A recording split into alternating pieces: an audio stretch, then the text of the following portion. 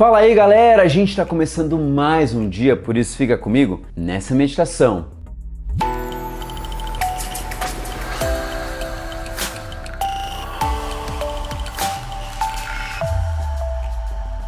O título da meditação de hoje é Águia, e o texto bíblico está lá em Isaías, no capítulo 40, versículo 31, que diz o seguinte: Mas os que confiam no Senhor recebem sempre novas forças, voam nas alturas como águias, correm e não perdem as forças, andam e não se cansam. Uma coisa interessante ao estudarmos o texto bíblico é entender um pouquinho do contexto. A gente entende que a sociedade de Isaías e, de maneira geral, a sociedade bíblica era uma sociedade que valorizava muito a natureza e principalmente tirava os seus grandes exemplos através da natureza. Jesus, ele tinha o hábito de contar parábolas realmente por conta das coisas do dia a dia, porque assim seria muito mais fácil de entender. Ah, agora eu entendi! Agora eu saquei! Para Isaías, nesse momento, ele olhava para a águia como uma ave linda, majestosa, voando no céu, e entendia que a força, o poder, a soberania, a capacidade da águia voar era o simples fato da dependência plena de Deus. Deus como criador, como cuidador e mantenedor da águia. Agora, quando a gente olha para Isaías escrevendo isso, ele traz justamente essa ideia. O texto traz algo muito importante, que muitas vezes nós estamos cansados, sem forças, extremamente abatidos, a gente está lá no fundo do poço por não estar aguentando mais. E eu imagino que já nesse período realmente esteja muito puxado. Como é que a gente consegue receber forças de Deus? Não sei. É justamente lendo a primeira parte do texto e a gente entende isso. Mas os que confiam no Senhor recebem novas forças.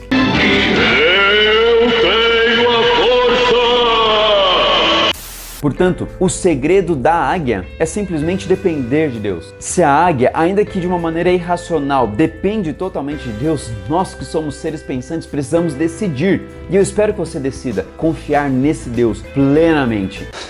Eu escolho Deus, eu escolho ser amigo de Deus. Porque esse Deus, ele realmente conduz a sua vida. Se você estiver cansado, abatido, esse Deus renova as suas forças. Mas o único pedido dele é que você confie nesse Deus de amor. Ora comigo fazendo essa entrega de coração. Deus eterno, a gente pede agora, nesse momento, que o Senhor conduza a nossa vida. Ainda que a gente esteja vivendo bons momentos, ou ainda que a gente esteja vivendo maus momentos, que o Senhor venha conduzir todos os momentos e todos os passos. Que a gente possa confiar no Senhor e ter as nossas forças sempre renovadas. Oramos em nome de Jesus. Amém. Valeu, galera, que Deus abençoe muito.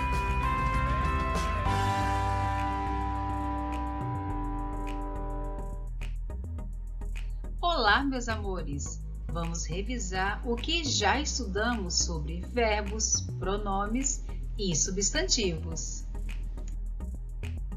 Aprendemos que os verbos são as ações do substantivo. Veja alguns exemplos: ler, correr, escolher, vender, comer, beber, saber, estender, prever, morder. Outros exemplos: ver, perceber, atender, conviver, escrever, chover, descer e responder.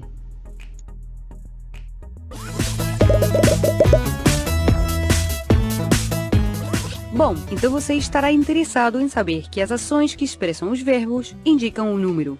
Como assim? Vocês devem saber que as ações podem estar realizadas por uma ou por várias pessoas. Não é a mesma coisa se eu dizer eu emprestei as minhas canetinhas que se dizer nós emprestamos as canetinhas. Se as ações são realizadas por uma só pessoa, estão no singular. Como, por exemplo, eu emprestei as canetinhas. Se eu digo você emprestou as canetinhas, também é singular. E se fosse ele emprestou as canetinhas, também todas são ações feitas por uma só pessoa. E se as ações fossem feitas por muitas pessoas? Dizemos que o verbo está no plural. Por exemplo, nós emprestamos as canetinhas. Se o assunto for emprestar, é melhor que as ações estejam sempre no plural.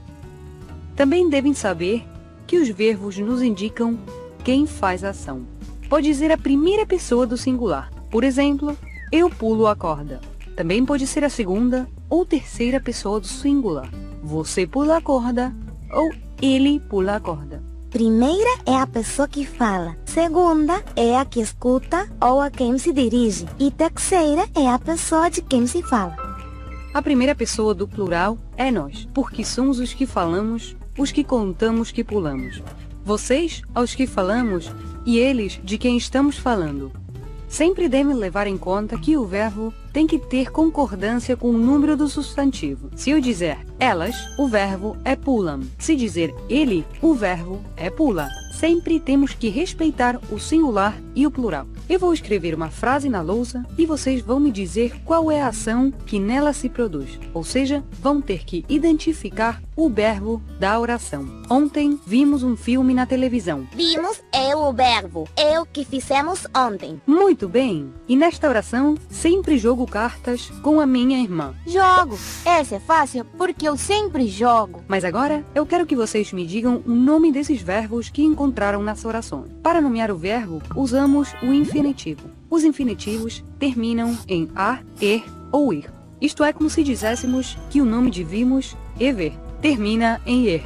O segundo verbo é o que o Matias gosta de fazer. É brincar e termina em ar. Estamos procurando os infinitivos de alguns verbos. Todas as palavras, e é claro também os verbos, têm uma parte que nunca muda. Essa parte é a raiz. Por exemplo, ontem corremos muito. Qual é o verbo? Corremos. E o infinitivo correr. Ótimo! Se tirarmos a terminação que fica a raiz da palavra que é cor, a parte do verbo que nunca se modifica. Mesmo que a gente diga corremos, corri, correrão, corriam. Dizemos que todos os verbos que terminam em ar formam parte da primeira conjugação. Cantar, chorar, estudar, brincar, comprar. A segunda conjugação reúne os verbos terminados em er. Correr, comer, querer, tecer, aprender. Excelente! E os verbos da terceira conjugação são os terminados em ir. Partir, destruir, sair, desistir, repartir.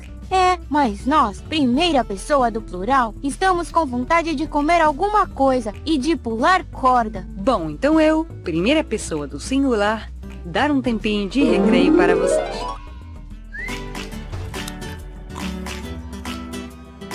Mati, o que é isso que você guarda tão misteriosamente? É uma coisa que eu quero mostrar pra você. Um presente que eu fiz pro meu pai pelo aniversário dele. Adoro, Matias. É uma história em quadrinhos sobre a vida do meu pai. Começa quando ele nasceu no bairro do Realengo. Diz, ele nasce no Realengo. É uma criança simpática, mas um pouco ranzinza. Tem 6 anos e começa o primeiro ano para ver se aprende a ler e escrever de uma vez. Eu gosto, Mati. Mas acho que você deveria corrigir os tempos verbais para dar a ideia de que são fatos passados.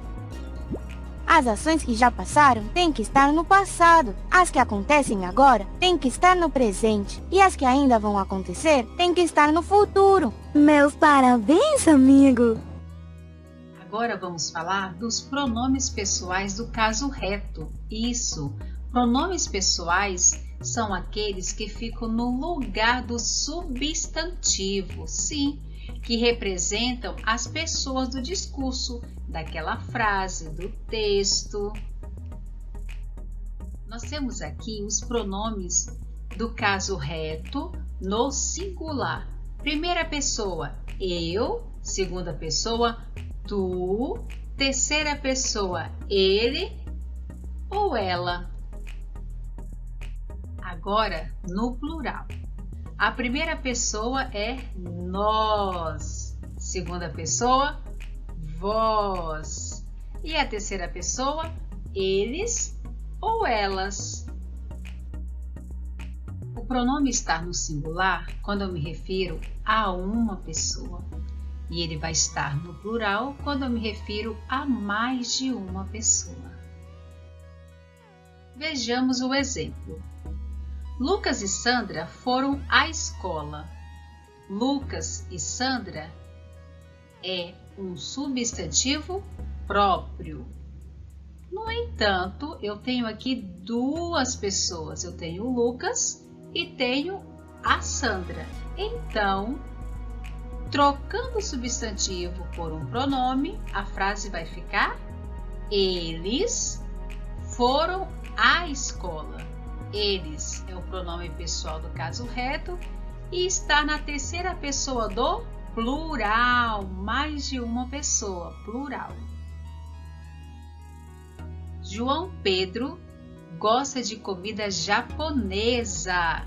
João Pedro se refere a uma pessoa, então eu posso trocar o substantivo próprio por um pronome que esteja no singular e vai ficar da seguinte forma: ele gosta de comida japonesa.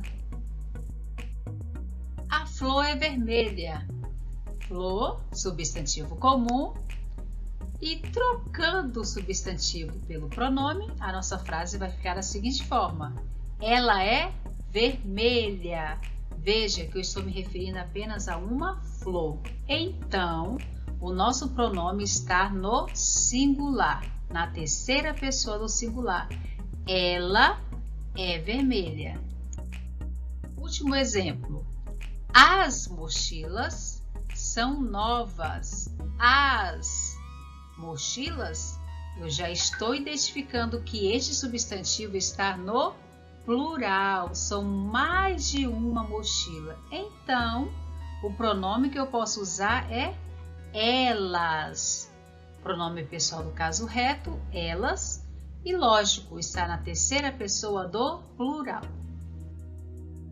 Bons estudos, um beijo no seu coração e até a próxima aula.